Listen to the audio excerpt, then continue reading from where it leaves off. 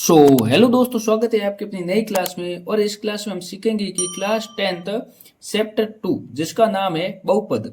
तो इस क्लास में हम बहुपद के मेथड को पूरे डिटेल के साथ देखेंगे कि ये बहुपद कैसे बनता है और इसकी पूरी जानकारी आपको देंगे। और ये मैं गारंटी के साथ कहता हूँ कि इस क्लास को आप शुरू से लेकर एंड तक वॉच करते हो तो आपको कोई दूसरी क्लास देखने की जरूरत नहीं पड़ेगी। तो ध्यान से देखते हैं कि बहुपद का मतलब क्या होता है और बहुपद बनता कैसे। तो मैं पहले बात करता हूँ कि बहुपद बनता कैसे है। तो यहाँ पर एक सीधी बात है कि बहुपद का निर्माण होता है बीजीय व्यंजक से। तो अपन पहले बीजीय व्यंजक को पढ़ेंगे, लिखेंगे बीजीय व्यंजक। तो कहने का मतलब मेरा यह है कि बहुपद का निर्माण है ना किससे हुआ, बीजीय व्यंजक से हुआ। तो अपन पहले बीजीय व्यंजक को पूरी तरह से समझेंगे, उसके बाद अपन बहुपद के बारे में जानकारी लेंगे। तो मैं एक बीजीय व्यंजक का यहाँ पर लिखता हूँ उदाहरण असर राशि। तो यहाँ पर एक बात क्लियर हो गई कि बीजीय व्यंजक किन किन से मिलकर बनता है। तो आपके माइंड में एक बात होनी चाहिए कि बीजीय व्यंजक हमेशा सर्व व असर राशियों से मिलकर बनती है। और एक मैं शॉर्टकट सीधी बात करता हूं तो बहुपद की एक इंपॉर्टेंट बात आपके माइंड में घुस जाती है। गणित के जो नंबर्स होते हैं उसमें अंग्रेजी के जो वर्ड्स घुस जाते हैं, जैसे गणित का यहाँ 2 दायरे का अंग्रेजी का आ गया एक्स। तो मतलब गणित वो अंग्रेजी जब मिल जाती है तो किसका निर्माण करते हैं, व्यंजक। तो यहाँ पर क्लियर हो गई ना, गणित वो अंग्रेजी जब मिल जाती है तो बहुपद का निर्माण करते हैं, या बोल दे तो व्यंजक का निर्माण करते हैं। ये भी आपके माइंड में सीधी बात सेट हो गई। तो यहाँ पर अपन देखते हैं कि लिखता हूं कि सर राशियां होती है कि वे राशियां, लिखते हैं वे राशियां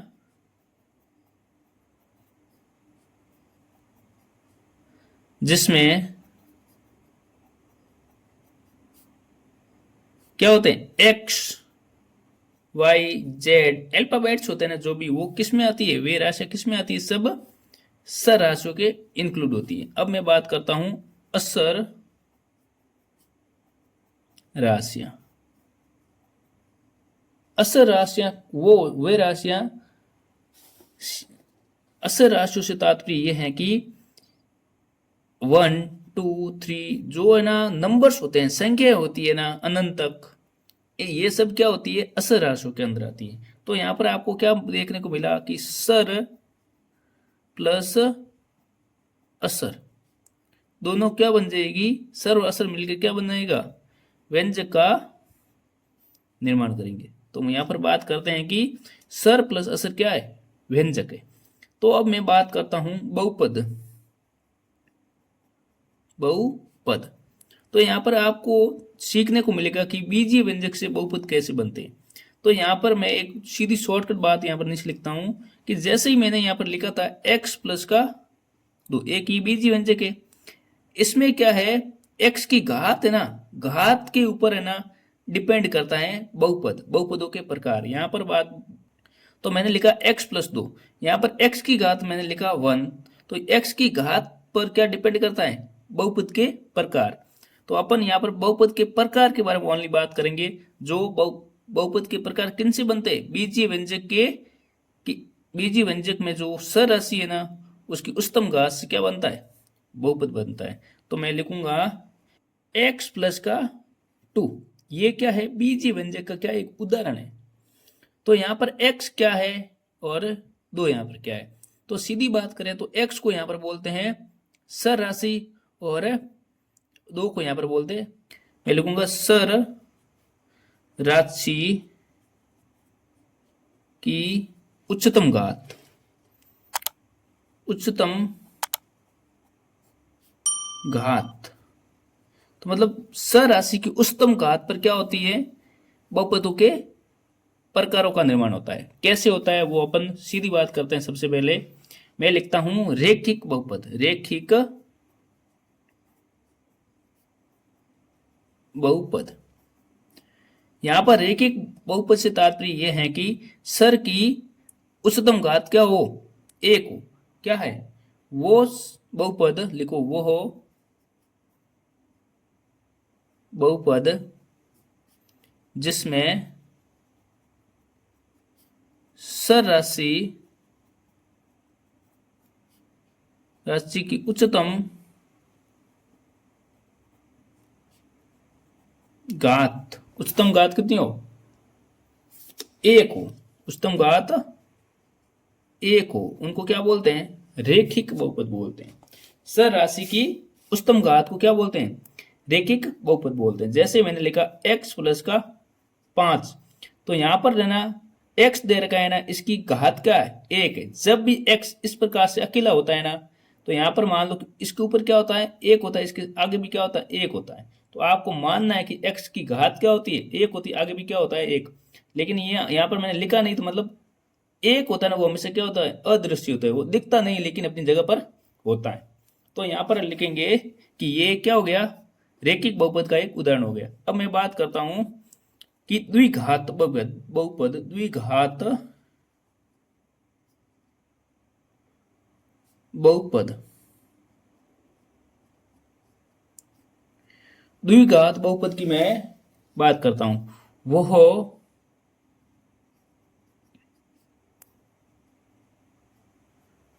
बहुपद, वह बहुपद जिसमें सर राशि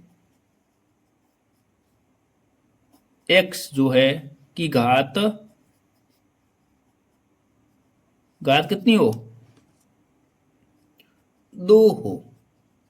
तो वो बहुपद जिसमें सर राशि x की घात कितनी हो, 2। जैसे मैंने लिखा x प्लस का 5, यहां पर जैसे ही घात 2 रखूंगा तो ये को क्या हो जाएगा, द्विघात बहुपद हो जाएगा।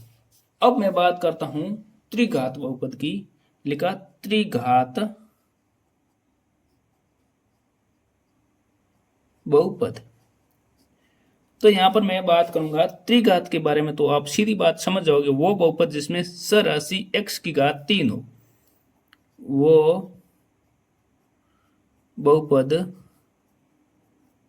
जिसमें सर राशि x की घात 3 हो।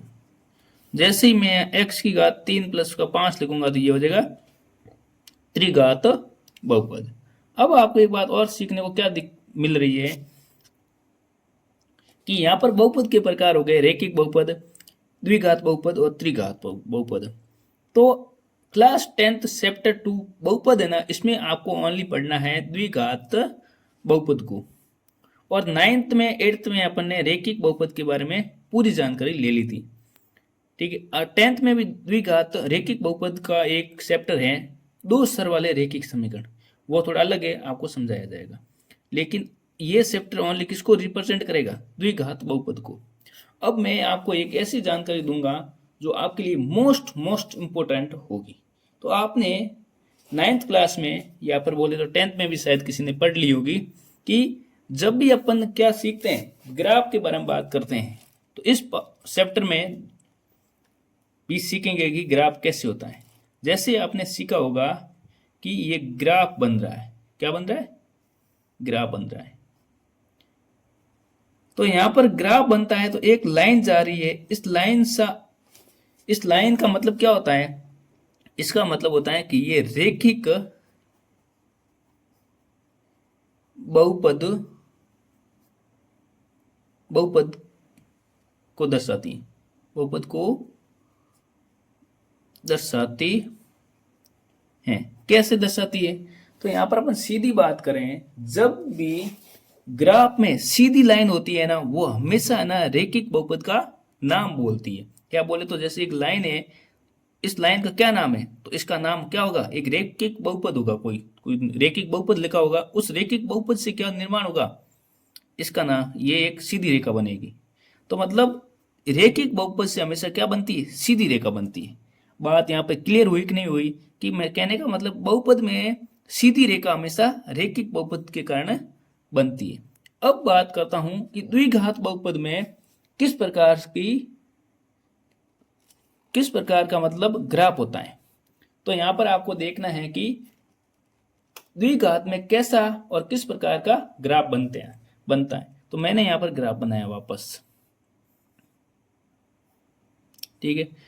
तो आपको हमेशा माइंड में रखना है कि द्विघात में हमेशा है ना ग्राफ बनेगा परवलय आकार का, इस प्रकार से गोल सीधी रेखा नहीं होगी। तो कहने का मतलब आपको क्या सीखने को मिला कि रेखिक बहुपद में हमेशा है ना एक सीधी रेखा के रूप में क्या बनेगी, ग्राफ बनेगा, एक सीधी रेखा के रूप में बनेगा ग्राफ। और द्विघात बहुपद में हमेशा क्या बनेगा, एक परवलय के रूप में बनेगा ग्राफ। इसका भी एक समीकरण होता है, जो समीकरण होगा ना उसमें क्या होगी, घात होगी हमेशा 2, और इसमें हमेशा घात, जो भी समीकरण बनेगा ना उसका मतलब घात होगी 1 होगी घात। तो आपको कभी भी ऐसा सवाल पूछ ले कि घात 1 दे रखी है तो इसका ग्राफ कैसे बनेगा, तो आप बोलोगे, वो क्या बोलोगे, सीधी रेखा के रूप में। अगर घात 2 दे रखी है तो आप बोलोगे कि परवलय के रूप में इसका ग्राफ बनेगा। यहाँ तक अगर क्लियर हुआ तो चैनल को सब्सक्राइब करें और वीडियो को शेयर करें।